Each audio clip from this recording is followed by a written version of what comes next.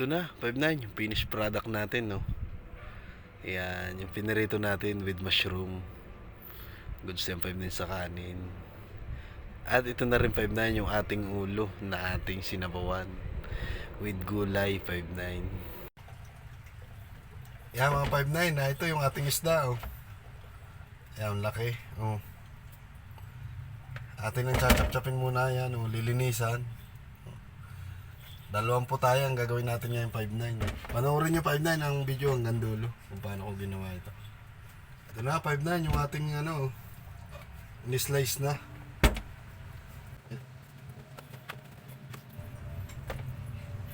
Yung ulo 5-9 natin sasabawan. Natin ang hugasan 5-9.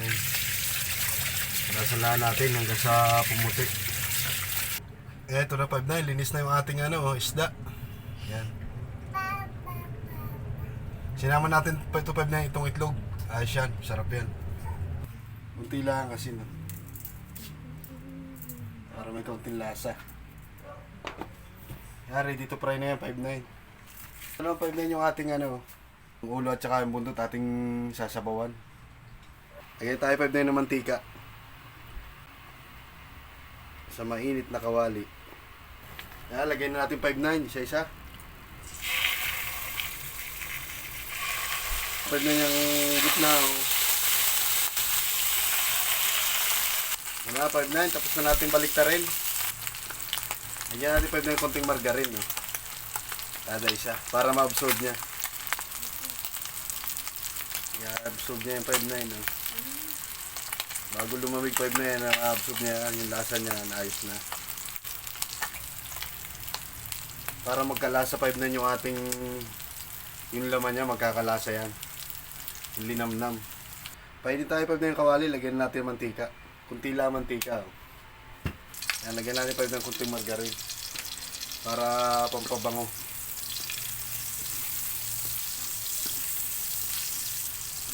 Yan, nilagyan natin 5-9 na mantika para hindi masunog agad yung margarine.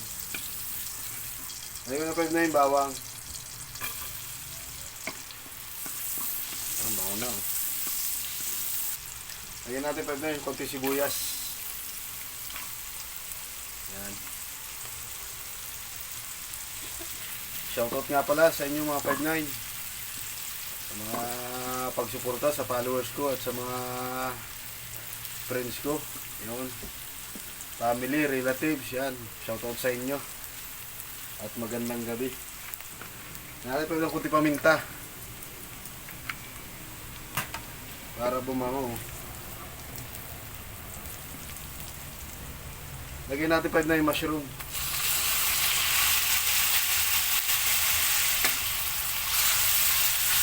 Lagyan natin 5-9 kunting tubig. Para may konti siyang sarsa. Mas priority dito 5-9 yung butter. Kaya nga lang wala akong butter. Margarine na lang 5-9. 5-9 lagyan natin yung cornstarch. Pampalapot. Kunti lang. Yan. Para may kaunting lapot siya. Papakuloy na lang natin 5-9 yan. Lagay natin 5-9 itong ating isda, oh. Yan, ito 5-9, oh. Lagay na natin at goods na yan. Oh. Yan, ito na 5-9, oh. Ayos na yan. Sunod naman natin 5-9 lulutuin. Yung ulo naman sasabawan natin. Tara, panoodin nyo naman yung 5-9. Yan, 5-9, nagpainit na tayo 5-9 ng tubig. Lagay natin luya, sibuyas, bawang, kamatis, 5-9. Yan natin 5-9, kunting asin, paminta. Papakuloy lang natin yung 5-9. Ating 5-9 tatakpan, oh. Ito na, 5-9, kumukulo na, oh. Haluin natin. Lagay na natin ito 5-9, itong isda. 5-9 yung ulo. Ating mga ulo. Yung buntot. 5-9. Ano 5-9, oh. Halo-halo lang, oh. Bagyang halo lang 5-9. Yan. Dandahan lang yung paghalo 5-9, oh. Sarap niyang 5-9 ulo. Bango 5-9 luya, mabango yung luya. 5-9, lagay ko na yung repolyo. 5-9, oh. Ang ganda 5-9, may gulay. Ayan, oh. Bagyo beans. Ayan, oh. Ay, ang daming gulay, oh. Eh, lagay ko na yung lahat 5-9, oh. Pag nilagay pa din naman sa rep yan, masisira natin.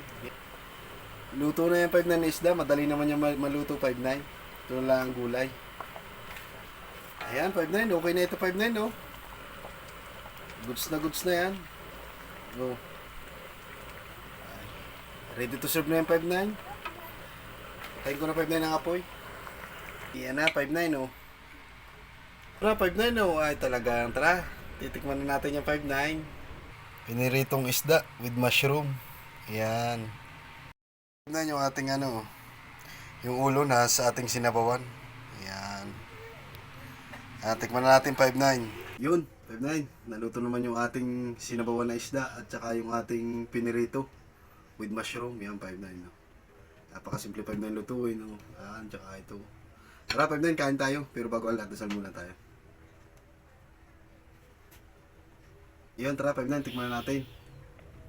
Yan. Itong katawan muna, 5-9. No? Sabaw ang mabisa dito, 5-9 sabaw. Oh.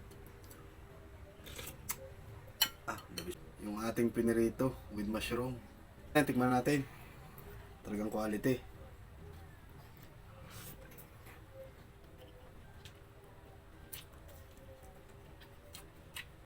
Sarap niyan. Tsaka malambot siya. With mushroom.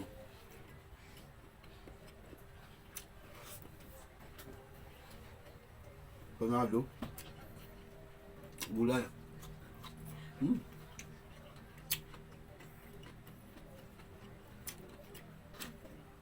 Dito na tayo sa katawan.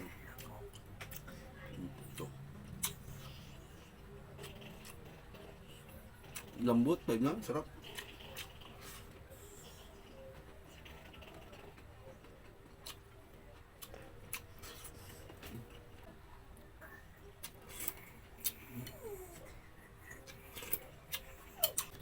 O, paano mga 5-9?